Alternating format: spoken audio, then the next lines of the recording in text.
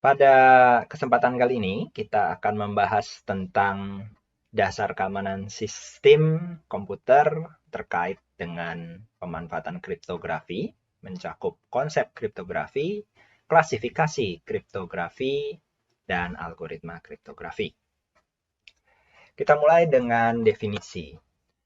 Kriptografi berasal dari kata Yunani, kripto yang artinya tersembunyi atau rahasia, dan yang ini saya tidak bisa baca bagaimana tulisannya, yang maksudnya adalah tulisan. Jadi maksudnya adalah tulisan yang tersembunyi dan rahasia harfiahnya.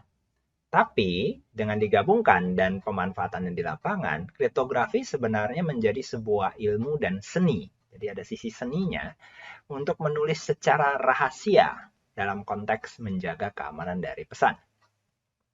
Banyak orang secara awam menganggap kriptografi itu seni untuk mengacak dan mencampur informasi dalam bentuk yang tidak dapat dipahami, menggunakan teknik rahasia, dan bisa dikembalikan ke bentuk awalnya. Yang menggunakan kriptografi dan yang mempraktikkan di lapangan disebut sebagai kriptografer. Ilmunya sendiri disebut sebagai kriptologi. Dan pada keamanan komputer, kriptografi digunakan dalam pola pengamanan data sebagai teknik pengamanan data yang akan dikirimkan atau disimpan melalui jaringan komunikasi atau mekanisme storage pada sistem komputer. Tujuan kriptografi adalah untuk memberikan mekanisme agar pihak ketiga tidak dapat memahami informasi dari pihak pertama dan pihak kedua yang dipertukarkan. Jadi pihak pertama dan pihak kedua mengirim informasi, bertukar informasi, dan jika ada pihak ketiga yang melihat isinya, maka tidak dapat memahami maknanya. Kriptografi memiliki beberapa bentuk implementasi, tapi yang akan kita fokuskan di sini adalah fokus pada kriptografi yang menggunakan mekanisme matematis dengan penggunaan angka sebagai penyimpanan informasi.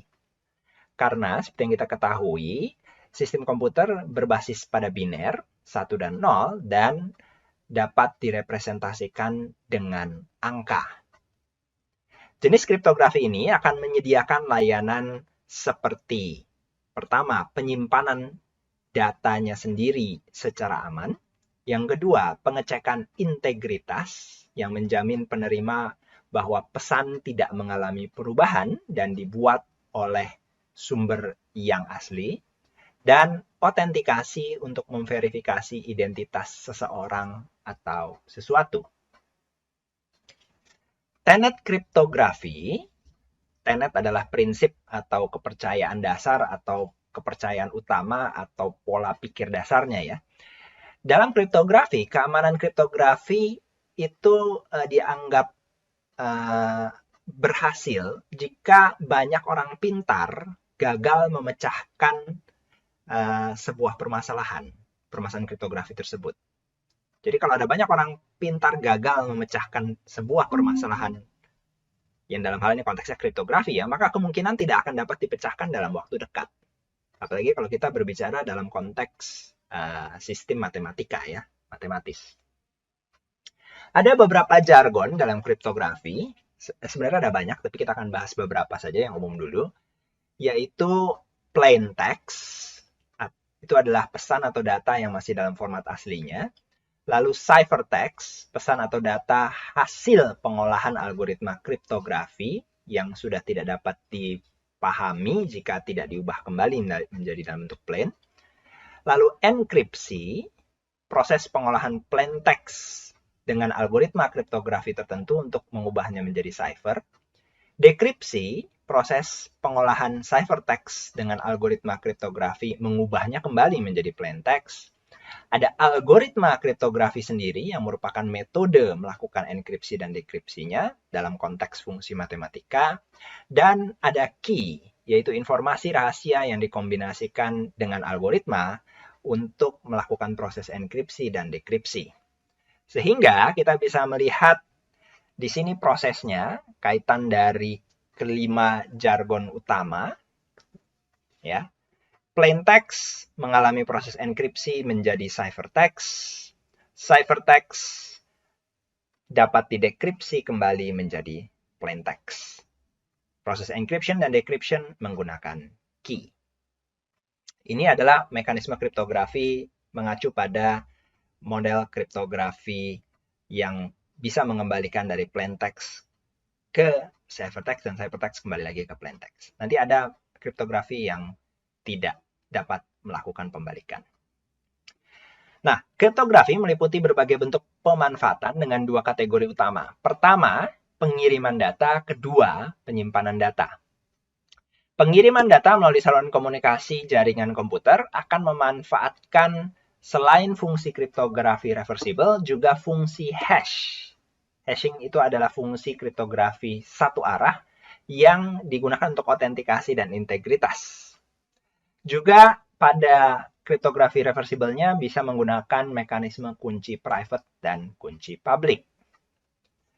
Sebagai contoh, pada lalu lintas internet, pada perbankan, transaksi, mesin ATM, bahkan pada sinyal GSM, VPN, dan bahkan dalam komunikasi seluler kita, memanfaatkan beberapa satu atau lebih bentuk kriptografi tadi. Sedangkan kriptografi untuk penyimpanan data mencakup penggunaan fungsi hashing, kriptografi searah, untuk memastikan integritas. Dan penggunaan reversible kriptografi, plain text ke cipher, cipher ke plain, dengan fungsi kunci private, kunci public, atau single key. Mari kita lihat, ini contoh plain text dan ciphertext. Di sini saya menampilkan gambar screenshot dari sebuah website online yang menyediakan proses kriptografi secara terbuka menggunakan algoritma RC4, salah satu algoritma kriptografi. Di sini kita lihat tulisannya ini adalah kelas keamanan komputer di sebelah kiri yang kemudian dapat di-encode dengan key yang di-generate lalu menghasilkan ciphertext dalam bentuk seperti yang di sebelah kanan. Oke. Lalu di sini kalau saya berikan key yang berbeda, maka hasilnya yang berbeda. Kalian bisa lihat bahwa key mempengaruhi juga hasil ciphertext-nya. Oke, meskipun mungkin ukurannya tetap sama. Jadi di sini kalian bisa lihat antara bagian ciphertext yang atas sama yang bawah. Di kolom ketiga paling kanan ya, itu jumlah karakternya sama, karakter heksadesimalnya sama, tapi karena key-nya berbeda, maka hasil cipher-nya berbeda. Berikutnya, kita bahas algoritmanya. Algoritma kriptografi sebenarnya adalah manifestasi pola kerja dan logika matematika untuk melakukan proses enkripsi dan dekripsi, jika itu adalah algoritma reversible, dan dapat diimplementasikan dalam program menggunakan bahasa pemrograman. Algoritma kriptografi bisa disajikan secara publik, terbuka, jadi disebut sebagai public algorithm, semua orang bisa melihat algoritmanya, atau bisa juga ditutup, atau proprietary algorithm. Model public algorithm dianggap lebih bagus karena bisa digunakan, dianalisis, diperbaiki, dan disempurnakan oleh komunitas pengguna. Keamanan algoritma ini lebih bergantung pada key yang digunakan. Sedangkan model proprietary algorithm itu di-embed di dalam hardware oleh pembuat chip manufaktur dan bergantung pada tingkat kompetensi perusahaan dalam mendesain dan menjaga kerahasiaan desainnya. Contohnya adalah algoritma Megamos untuk immobilizer kendaraan. Jadi ini proprietary, ditutup, tidak semua orang bisa melihat ya. Dan ada periset dari luar yang melakukan riset untuk melakukan proses hacking secara untuk kepentingan penyempurnaan dan kepentingan riset, ya, itu dia tidak diizinkan untuk melakukan publikasi dari risetnya, karena hasil risetnya itu dapat mengakibatkan banyak pihak lain mengetahui cara kerja dari algoritma immobilizer kendaraan. Dan itu dampaknya bisa fatal gitu ya. Mobil-mobil mahal yang menggunakan algoritma itu bisa dengan cukup mudah dicuri. Jadi by perintah pengadilan dia tidak bisa mempublikasikannya. Tapi itu adalah salah satu bukti bahwa sebenarnya model proprietary algoritma itu rentan sekali kalau sudah sampai ketahuan cara kerjanya. Oke, algoritma kriptografi dikatakan aman jika memenuhi 3 kriteria berikut. Pertama, persamaan matematis yang menggambarkan operasi algoritma kriptografi sangat kompleks sehingga tidak bisa dipecahkan secara analitis. Kedua, biaya untuk memecahkan ciphertext akan melampaui nilai informasi yang terkandung di dalam ciphertext tersebut. Ketiga, waktu yang diperlukan untuk memecahkan ciphertext melampaui lamanya waktu informasi tersebut harus dijaga kerahasiaannya. Jadi katakanlah sebuah algoritma kriptografi, kita katakanlah AES begitu ya, yang umum digunakan di lapangan, itu tidak mudah dipecahkan secara analitis. Padahal fungsinya hanya fungsi matematika ya. Dan kalaupun dicoba dipecahkan secara paksa, nanti istilahnya brute force, maka kan harus ada investasi hardware, waktu, desain, lalu dan seterusnya ya, termasuk testing dan proses brute force-nya sendiri menggunakan superkomputer, itu bisa dilakukan, tapi biayanya akan besar sekali. Kemudian waktunya mungkin bisa dipecahkan, tapi kalau dipecahkan dalam waktu 100 tahun dari sekarang, mulainya sekarang, 100 tahun lagi terpecahkan, maka informasinya sudah out of date, sudah tidak ada gunanya lagi. Nah, kalau algoritmanya bisa berfungsi seperti itu, maka dianggapnya algoritma yang bagus sekali untuk kriptografi. Sekarang kita masuk ke bentuk implementasi kriptografinya sendiri. Jadi ada 3 bentuk dasar fungsi kriptografi. Tadi sudah secara gambaran umum saya sampaikan. Pertama ada fungsi hash. Fungsi hash ini adalah kriptografi searah. Jadi plain text menjadi ciphertext, tapi tidak bisa dikembalikan. Yang kedua fungsi kunci rahasia, kunci tunggal, atau secret key kriptografi, di mana kunci untuk melakukan proses kriptografi dari proses enkripsinya ya, proses enkripsinya dan proses dekripsinya menggunakan kunci yang sama. Ada lagi fungsi yang lebih bagus, fungsi kunci public atau public key kriptografi, yang di sini menggunakan 2 buah kunci yang reversible. Tapi nanti ada kunci public yang dilepas ke publik dan ada kunci private yang dijaga kerahasiaannya. Mari kita lihat dulu sedikit sejarahnya, contoh algoritma kriptografi di masa awalnya. Salah satu algoritma kriptografi yang melakukan enkripsi dan dekripsi, jadi ini reversible ya, bolak-balik. Yang paling terkenal secara perdana adalah Caesar cipher. Apakah memang Gaius Julius Caesar yang mengembangkannya di sekitar 70 tahun sebelum Masehi? Atau mungkin hasil dari salah satu pembantunya dari Yunani, itu kita tidak akan pernah tahu. Tapi ini terkenal dengan konteks algoritma kriptografi Caesar cipher. Caesar cipher ini sederhana karena hanya melakukan substitusi huruf dengan huruf lain dengan jarak sekian dari huruf tersebut, sekian n lah misalnya. Kita anggap n misalnya 3, maka huruf A diganti menjadi D, karena D adalah karakter ketiga sesudah A. Setelah A, B, C, D. Jadi A digeser menjadi D. Maka huruf B menjadi E. Dan seterusnya. Maka jika ada plain text-nya tulisannya jambu, J akan digeser 3 huruf menjadi M. A digeser 3 huruf menjadi D dan seterusnya. Kita akan mendapatkan ciphertext-nya MDPEX. Jika tidak mengetahui pola kerja algoritmanya, maka yang penyadap pihak ketiga di sini yang mendapatkan teks hanya MDPEX tidak akan memahami apa maksudnya. Perlu diingat pada zaman dahulu, pesan-pesan militer tetap memanfaatkan kurir, yaitu pasukan atau tentara berkuda yang bisa saja surat papirusnya itu dicuri atau diambil dengan paksa. Oke, contoh algoritma enkripsi perdana yang lain adalah monoalphabetic cipher, memetakan sebuah huruf dengan huruf lain. Karena huruf ada sekitar 26, ya, jadi ada 26 faktorial, atau 4 kali 10 pangkat 26. Berdasarkan analisis statistik bahasa yang menimbang bahwa sebagian huruf lebih sering terkombinasi dengan huruf lain, gitu ya.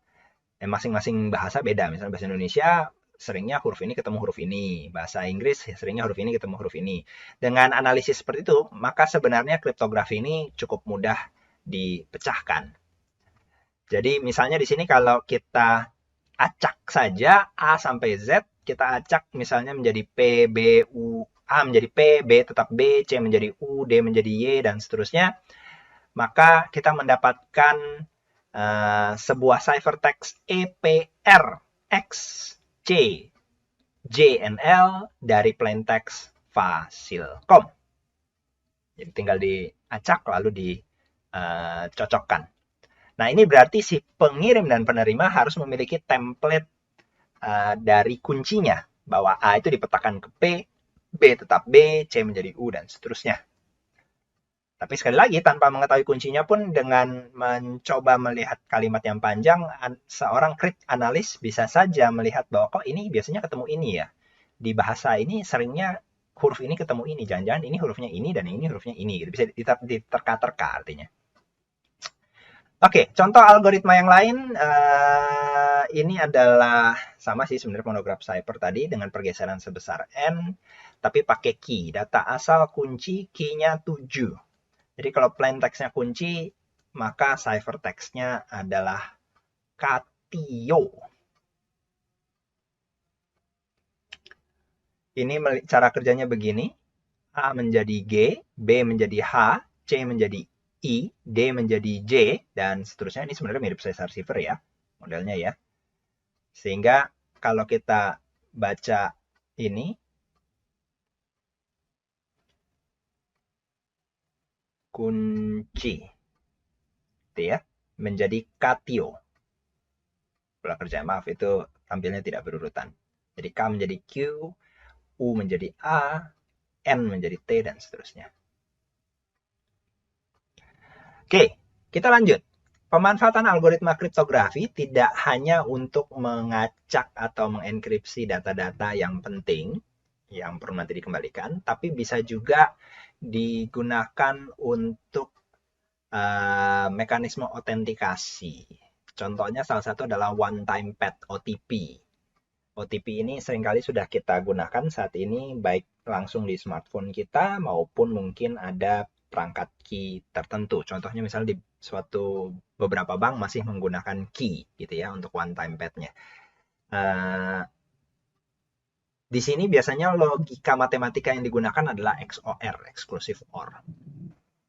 Jadi proses enkripsinya melakukan sorting plain text dengan random bit, dekripsinya sorting ciphertext dengan random bit yang sama. Sekarang kita lihat secret key cryptography.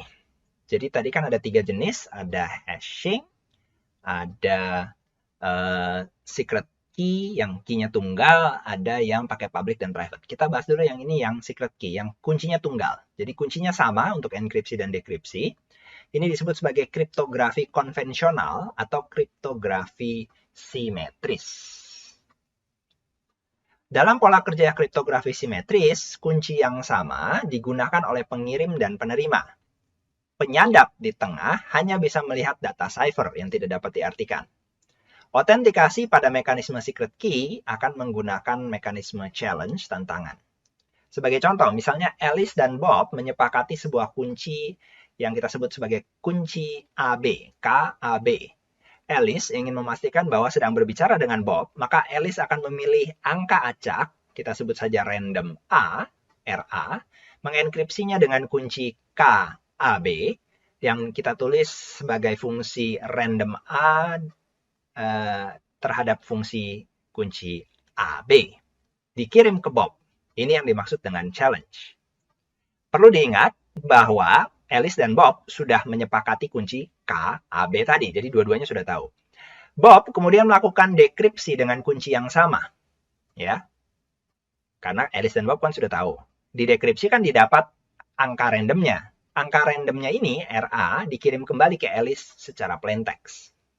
Alice kemudian membandingkan nilai RA yang dikirimkan oleh Bob dengan nilai RA yang memang punya dia sendiri dari awal. Jika sama, maka Alice bisa menyimpulkan bahwa yang saya berkomunikasi dengan Bob benar. Dia mengetahui kunci KAB. Karena kunci KAB ini hanya saya dan dia yang tahu. Premisnya seperti itu. Gitu ya. Tapi sebenarnya ini bisa dipecahkan dengan cukup mudah kalau ada pihak ketiga yang mengetahui kuncinya. Kunci KAB-nya itu ketahuan, lalu dia berpura-pura menjadi Bob. Alice akan tetap mempercayai bahwa di ujung sana adalah tetap Bob. Nah, juga untuk menjamin integritas dapat digunakan mekanisme checksum. Jadi di sini ada mekanisme message authentication code yang menggunakan algoritma hash. Jadi pola kriptografi yang searah. Kita bahas di slide lain ya. Nilai akan dibuat dari hasil perhitungan isi pesan dan dikirimkan bersamaan dengan pesan cipher yang dikirim. Saat penerima mendapatkan pesan, maka dilakukan perhitungan MAC, Message Authentication Code, yang sama dari isi pesan. Selama hasil dari MAC-nya cocok ya dengan MAC yang dikirim oleh pengirim, maka disimpulkan bahwa tidak ada perubahan pesan. Karena salah satu fungsi dari kriptografi juga menjamin integritasnya, bahwa tidak ada orang di tengah jalan yang mengambil lalu mengubah, atau misalnya juga menjamin bahwa kalau ada kesalahan pengiriman ketahuan. Misalnya ada korup datanya di tengah jalan dan seterusnya. Nah, dalam implementasinya, secret key kriptografi itu dituangkan dalam banyak jenis algoritma. Biasanya adalah algoritmanya memproses data secara stream cipher. Stream ini aliran ya, berarti ciphernya diproses secara stream, satu per satu. Jadi kalau ada 10 karakter, misalnya ya satu per satu diolahnya. Nah, ini adalah contohnya adalah algoritma RC4, Salsa 20, Seal, Panama, Scream, Rabbit, dan seterusnya. Mungkin yang paling populer dan paling sering didengar adalah RC4. Stream cipher akan melakukan konversi satu per satu karakter secara linear dan continuous, sehingga lebih sederhana dan lebih cepat dikerjakan. Tapi ada juga yang mengerjakannya secara blok. Algoritma yang memprosesnya secara blok, misalnya dikelompokkan per 10 karakter baru diproses, gitu ya. Ini contoh algoritmanya adalah DES, Triple DES, AES, Twofish, Blowfish, dan Serpent. Block cipher memproses konversinya per blok, sehingga perlu sumber daya komputasi yang lebih tinggi, tetapi hasilnya lebih aman. Jadi perangkat-perangkat dengan kemampuan komputasi kecil mungkin terpaksa harus melakukan kriptografi berbasis stream, sedangkan perangkat-perangkat yang sudah memiliki kemampuan komputasi lebih baik bisa menggunakan block cipher. Berikutnya kita akan lihat mekanisme public key kriptografi. Ini model yang ketiga. Kita sudah bahas tadi yang secret key, yang dimana key-nya tunggal, untuk encrypt dan decrypt. Sekarang kita bahas yang key-nya berbeda. Jadi pada public key kriptografi, key yang dipakai berbeda untuk enkripsi dan dekripsi. Sebenarnya sih reversible. Public key bisa dipakai untuk enkripsi, bisa juga dipakai untuk dekripsi, tergantung pemanfaatan. Tunggu sebentar ya. Model dari public key kriptografi ini sering disebut sebagai kriptografi asimetris karena kunci yang digunakan berbeda. Nah, pola kerja umumnya adalah plain text akan dienkripsi dengan public key yang menjadi ciphertext. Ciphertext bisa dikembalikan lagi menjadi plain text menggunakan proses dekripsi memanfaatkan private key. Seperti yang saya bilang tadi, sebenarnya cara praktiknya bisa saja sih mengenkripsi dengan private key dan kemudian dibuka kembali dengan public key. Tapi itu hanya digunakan untuk pengecekan keaslian. Normalnya pengiriman datanya menggunakan pola yang terlihat di layar. Mari kita dalami lebih lanjut. Asumsikan Alice dan Bob ingin berkomunikasi dengan public key kriptografi. Alice akan membuat kunci publik dan kunci private. Mari kita sebut kunci publiknya adalah EA dan kunci private-nya adalah DA. E di sini maksudnya adalah untuk enkripsi, D untuk dekripsi ya. Bob juga akan membuat dua kunci, E, B, dan sebagai kunci publik, dan kunci private DB. Sekarang kalian bisa melihat bahwa tantangan pada public key cryptography adalah key-nya jadi banyak. Kalau tadi Alice dan Bob berbicara atau berkomunikasi menggunakan secret key tunggal, maka kuncinya hanya satu. Tapi sekarang, alih-alih satu, kita menghadapi 4 kunci yang dibuat. Kunci EA dan DA itu memiliki kaitan secara matematis dan hanya bisa dihasilkan dengan proses matematis. Kunci EB terkait dengan DB. Itu pasangannya memang ya. Nah, Alice harus mengetahui kunci publik Bob, EB. Bob harus mengetahui kunci publik Alice, EA. Sehingga baik Alice maupun Bob mempublikasikan kuncinya. Siapa saja yang mau silahkan ambil nih kunci publik saya. Saya bebaskan semua ambil. Proses berbaginya ini bisa cukup kompleks. Pak, gimana menjamin bahwa ini asli punya dia atau menjamin atau siapa yang mau nampung gitu. Nanti ada public key infrastructure. Kita tidak bicarakan itu di sini karena kita lebih ke arah kriptografinya ya. Public key infrastructure itu nanti kepakainya saat untuk verifikasi misalnya sebuah layanan berbasis web gitu ya. Mari kita kembali ke sini. Jika Alice mau mengirimkan pesan ke Bob, katakanlah pesannya adalah message A, message dari Alice ya. Plain text-nya akan dienkripsi tidak dengan kunci milik Alice. Sekali lagi, Alice mau ngirim ke Bob, maka plain text-nya tidak dienkripsi dengan kunci milik Alice, melainkan dienkripsi dengan kunci publiknya Bob, yaitu kunci EB tadi. Bob yang menerima bisa mengubahnya kembali menjadi plain text menggunakan kunci private-nya, si DB. Pak, gimana kalau hasil cipher-nya itu jatuh ke pihak ketiga yang mengetahui kunci publiknya Bob, Pak? Kan kunci publik kan terlihat semua, bisa ngambil. Nah, di sini kehebatan dari public key cryptography adalah jika sudah dienkripsi dengan kunci publik, maka dekripsinya harus kunci private. Dan sebaliknya, kalau misalnya dienkripsi dengan kunci private, maka dekripsinya harus dengan kunci publik pasangannya dan tidak bisa pakai pasangan yang lain. Jadi, pada konteks komunikasi yang sama, kalau kita balik, jika Bob mau mengirim pesan ke Alice dengan pesan MB, misalnya message dari Bob, maka plain text-nya harus dienkripsi tidak dengan kunci milik Bob, melainkan kunci milik Alice, yaitu kunci publik Alice, EA. Di mana Alice bisa mengubahnya kembali menjadi plain text menggunakan kunci private-nya, DA. Di mana masing-masing kunci private harus disimpan secara individual dan tidak pernah dibagikan kepada orang lain, baik itu kunci private-nya Alice maupun kunci private-nya Bob. Masing-masing harus pegang sendiri. Itu model public key cryptography. Untuk memastikan bahwa Alice memang benar berkomunikasi dengan Bob, maka Alice akan memilih sebuah nomor acak, kita sebut saja R, lalu mengenkripsinya dengan kunci public Bob, mengirimkannya ke Bob. Gitu ya. Bob kemudian akan melakukan dekripsi dengan kunci private-nya. Hanya Bob yang bisa membuka dan mendapatkan angka yang tadi. Kemudian, plain text-nya dikirim kembali ke Alice. Alice tinggal membandingkan kedua kunci. Jika kuncinya bernilai sama, membandingkan kedua nilai, bukan kunci ya. Membandingkan kedua nilai. Jika nilainya sama, bisa dipastikan memang sedang komunikasi dengan Bob. Jadi, Pak, ada kelemahannya sama dengan model yang single key tadi. Kalau kunci private-nya Bob bocor bagaimana? Iya, betul. Jadi, kunci private juga tidak boleh sampai bocor. Tidak pernah boleh bocor. Karena kalau bocor, orang yang mendapatkannya bisa mengimpersonasi sebagai pemilik kunci tersebut. Nah, public key cryptography dapat digunakan untuk digital signature. Digital signature ini adalah yang menjamin bahwa saya adalah saya gitu. Saya Joko, maka saya menjamin bahwa saya Joko adalah saya mau mengirimkan tanda tangan digital saya. Nah, mungkin ada kesalahan pemahaman dalam konteks dokumen tanda tangan digital ya. Dokumen diberikan tanda tangan digital, dikasihin gambar file tanda tangannya gitu untuk ditempelin. Bukan itu sebenarnya tanda tangan digital. tanda tangan digital itu yang benar adalah nomor atau kode yang dihasilkan hanya oleh pemilik aslinya dan dibuat dengan private key-nya.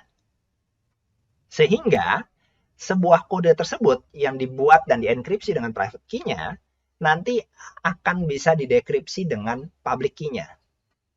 Kalau dicoba dekripsi dengan public key milik orang lain, maka hasilnya tidak akan sama. Pasti isinya kacau. Gitu ya. Jadi polanya adalah seperti ini. Plain text-nya akan ditandatangani dengan private key, menghasilkan signature. Ya. Signature tersebut bisa dikirimkan bersamaan dengan datanya, bisa dikirimkan terpisah untuk proses verifikasi di sisi tujuan. Di sisi tujuan kan dia memiliki public key. Jadi dia bisa melakukan verifikasi dengan melakukan dekripsi menggunakan public key. Ya. Dan di sini selama sudah disepakati plain text tertentu, maka bisa dipastikan bahwa oh, ya, ini adalah benar atau salah. Gitu. Karena kalau benar berarti private key sama public key ini sepaket. Kalau berbeda itu berarti tidak sepaket private key sama public key-nya. Nah, berarti itu bisa dipertanyakan, loh, kamu ngaku sebagai A, tapi saya coba pakai kunci publiknya A, nggak kebuka. Berarti kamu nggak mengetahui kunci private-nya si A dong. Kamu nggak bisa melakukan proses digital signature-nya dong. Seperti itu. Nah, seperti yang kalian tebak, ini berarti harus ada mekanisme mempublikasikan public key dan ada mekanisme untuk menyimpan private key.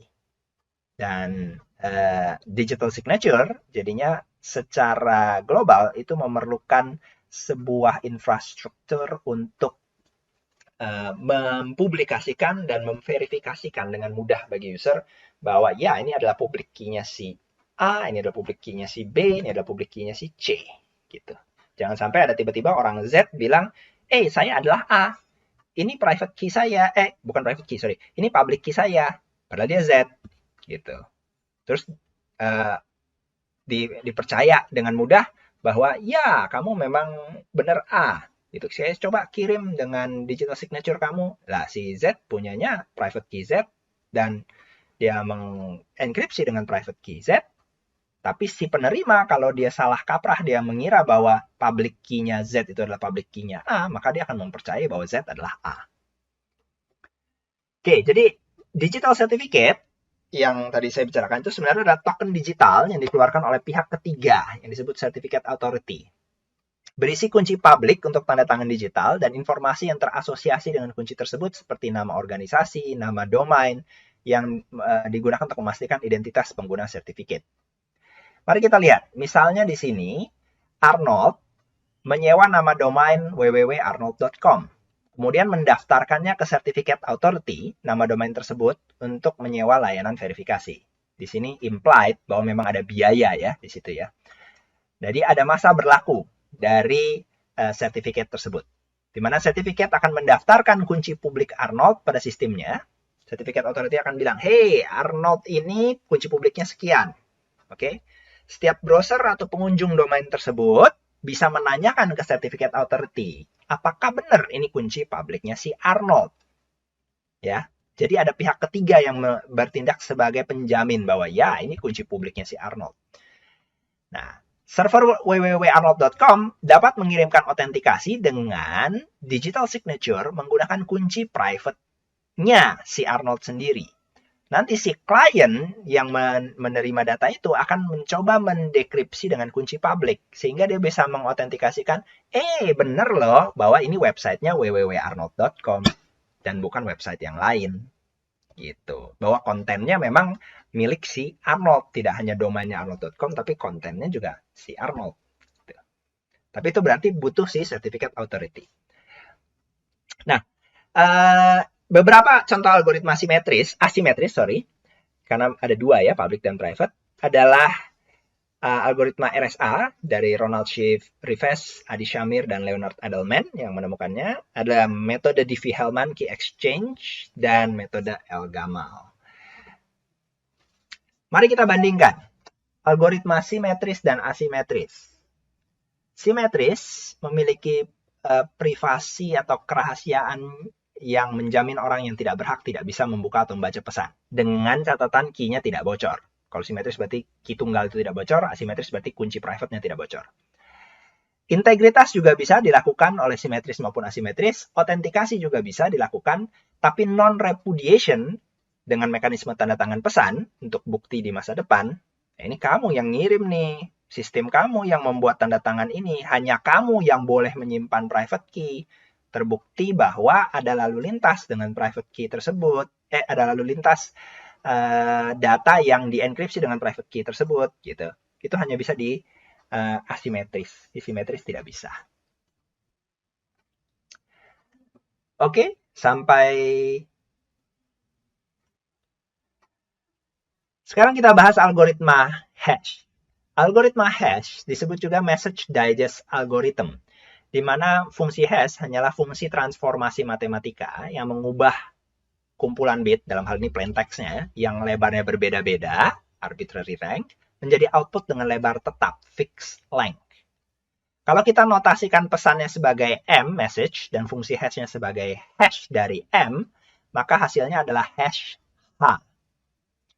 Di mana nanti hash H ini akan memiliki karakteristik sebagai berikut. Pertama, untuk setiap pesan M, itu relatif mudah melakukan perhitungan hash-nya, sehingga tidak menghabiskan waktu pemrosesan. Beban prosesor lebih rendah ketimbang algoritma simetris atau asimetris. Kedua, dengan mengetahui nilai hash H adalah secara komputasi tidak dimungkinkan membaliknya menjadi pesan M.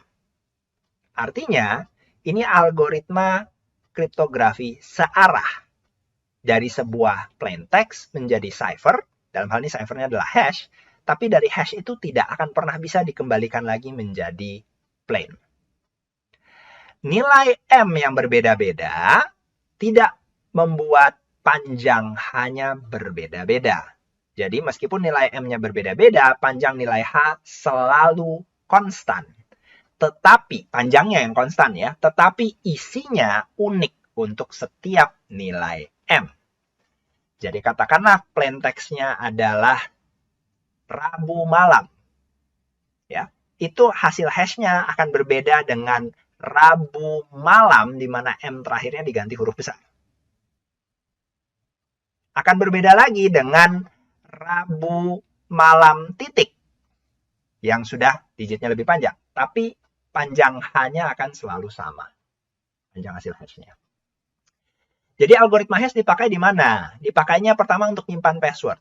Jadi pada website-website sistem informasi yang baik dan benar, username disimpan secara plain di database, tapi password tidak disimpan secara plain. Password disimpan hanya sebagai fungsi hash. Sehingga kalaupun si database administratornya iseng-iseng mencoba baca isi tabelnya, dia tidak bisa mengetahui passwordnya karena hanya hash-nya.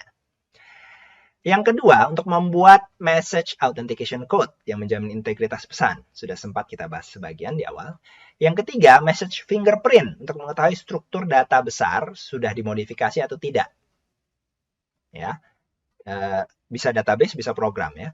Yang keempat adalah digital signature yang lebih cepat, menggantikan private key untuk menandatangani hash pesan. Mari kita lihat, ini adalah kombinasi dari fungsi kriptografi dengan hash dan public key algorithm. Sebuah pesan dapat dipastikan bahwa memang dikirim oleh entitas yang asli dan pesan tidak mengalami perubahan dengan mengkombinasikan algoritma hashing dengan algoritma public key algorithm yang menghasilkan digital signature. Di sini kita bisa lihat sebuah pesan akan mengalami fungsi hash yang menghasilkan nilai message digest-nya. Message digest ini sudah merupakan hasil hash ya, sudah hasil cipher yang tidak bisa dikembalikan. Kemudian ditandatangani dengan secret key. Dia menghasilkan signature. Signature kemudian dikirimkan, ditempelkan istilahnya ya, ditempelkan bersamaan dengan pesan. Pesannya sendiri nanti sebenarnya bisa dienkripsi dengan public key. Tapi kita tidak sedang membicarakan sisi pesannya, kita sedang membicarakan sisi signature-nya. Lalu, message dan signature di sini dikirim sampai di tujuan, oleh tujuan dipecah lagi. Message ya dipecah sebagai message, signature kemudian dibalik dengan public key. akan mendapatkan message digest. Ya. Kemudian, message aslinya sendiri menggunakan fungsi hash yang sama akan menghasilkan message digest. Tinggal dibandingkan nanti message digest yang dari signature-nya, apakah sama atau tidak. Kalau sama, berarti sangat valid. Kalau tidak sama, berarti tidak valid. Beberapa contoh algoritma hash adalah MD2, MD4, MD5 dengan panjang 128 bit, atau SHA, Secure Hash Foundation, dan SHA-1, hasilnya 160 bit, 256 bit, atau 512 bit. Dalam contoh komunikasi data kriptografi, kita lihat sekarang gabungan dari fungsi-fungsi kriptografi kunci publik, private, dan message digest. Di sini sebelah kiri adalah komputer Alice, sebelah kanan adalah komputer Bob. Data yang mau dikirimkan adalah file di sebelah kiri ini, property ya. Nah, property ini nanti akan melalui proses message digest, di mana hasil message digest-nya kemudian dienkripsi dengan private key-nya si Alice, sehingga menghasilkan sebuah digital signature. Digital signature ini kemudian akan ditempelkan dengan file property yang mau dikirimkan ini, juga ditempelkan dengan sertifikat dari Alice yang dinyatakan oleh pihak ketiga tadi. Yang dijaminkan oleh pihak ketiga, certificate authority ya. Sertifikat Alice, di mana kemudian ketiga bagian ini, property, lalu hasil digital signature, dan sertifikatnya kemudian dienkripsi. Nah, enkripsi yang di sini menggunakan kunci simetris. Kunci simetris, yang kuncinya sama. Lihat warna kuncinya di sini, kuncinya warna biru kehijauan ya. Ini yang menghasilkan pesan terenkripsi. Oke. Nah, kunci simetrisnya sendiri itu dienkripsi dengan kunci publiknya Bob, si penerima. Jadi kunci simetrisnya dijaminkan supaya tidak bocor, yang bisa buka hanya Bob, maka kita kriptografikan dengan kunci publiknya Bob. Ini yang menjadi gabungannya menjadi digital envelope. Nah, kunci publiknya si Bob didapatkan dari si sertifikatnya si Bob, yang bisa didapatkan dari sertifikat authority. Jadi di sini kita lihat dalam proses pembuatannya saja, hash-nya kepake, lalu secret key algoritmnya, algoritma kriptografi satu kuncinya dipakai, kriptografi simetriknya ya, sama kriptografi asimetrisnya juga kepake. Kenapa Pak tidak pakai hanya yang public private-nya saja? Karena public private itu biasanya bebannya lebih tinggi. Jadi di sini tujuannya adalah untuk mengurangi beban buat prosesor, mempercepat proses kriptografinya. Jadi dengan simetrik kriptografi itu lebih ringan. Jadi hanya bagian-bagian tertentunya saja yang menggunakan public dan private key-nya. Nah, jadi sekarang kita punya pesan dan digital envelope-nya, ya. Encrypted message, bukan pesan. Encrypted message sama digital envelope-nya. Ini yang digabungkan, ditempel, lalu dikirim. Dikirim ke Bob. Sampai di Bob, oleh Bob itu dipecah antara encrypted message sama digital envelope-nya. Di mana digital envelope-nya kemudian didekripsi oleh kunci private-nya Bob. Yang punya hanya Bob. Hasil dari dekripsi digital envelope akan menghasilkan symmetric key yang tadi digunakan oleh Alice. Perhatikan warna kuncinya sama. Kunci hijau kebiruan ini. Kunci hijau kebiruan ini, symmetric key ini, bisa digunakan untuk proses dekripsi dari encrypted message tadi.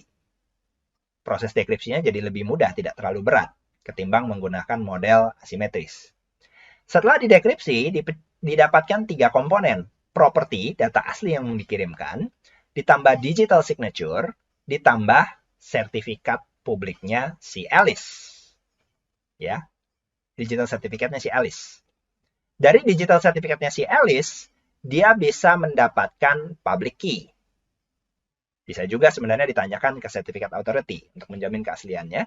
Tapi di sini dari digital sertifikatnya Alice dapat public key-nya si Alice.